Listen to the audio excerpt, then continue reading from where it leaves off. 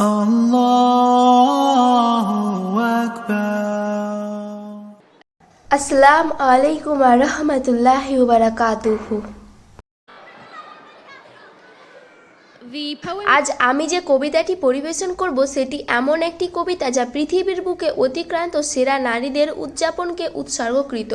এই কবিতায় 4জন নারী রয়েছে যারা শ্রেষ্ঠতর শিখরে পৌঁছেছেন এবং আমি মাত্র কয়েক সেকেন্ড নিয়ে তাদের প্রত্যেকের কথা ব্যাখ্যা করব। এবং তাদের মধ্যে প্রথমজন, তবে কোনো নির্দিষ্ট ক্রমে নয়, তিনি হলেন আসিয়া রাদিয়াল্লাহু তাআলা আনহা, যিনি ছিলেন অত্যাচারী ফেরাউনের স্ত্রী।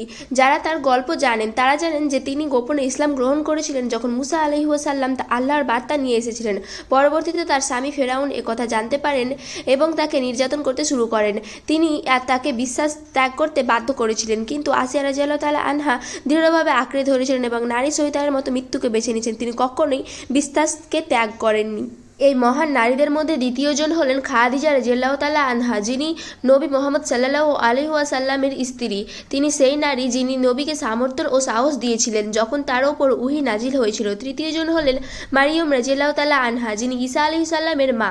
তিনি তার পবিত্রতা, ধার্মিকতা ও আল্লাহর প্রতি অনুগত্যের প্রতি প্রসিদ্ধ ছিলেন। তিনি তার পিতামাতার প্রতি সর্বদা বাধ্য এবং বিনয়ী জীবনযাপন করতেন। তাদের সকলের প্রতি শান্তি ও রহমত বর্ষিত হোক। আর চতুর্থজন হলেন অবশ্যই ফাতিমা রাদিয়াল্লাহু তাআলা আনহা, যিনি মহানবী সাল্লাল্লাহু আলাইহি ওয়াসাল্লামের কন্যা। ফাতিমা রাদিয়াল্লাহু তাআলা আনহার সম্পর্কে বলা হয় যে নবী সাল্লাল্লাহু আলাইহি ওয়াসাল্লামের চরিত্র ও আচরণকে তার সবচেয়ে বেশি আর কেউ অনুসরণ করেননি।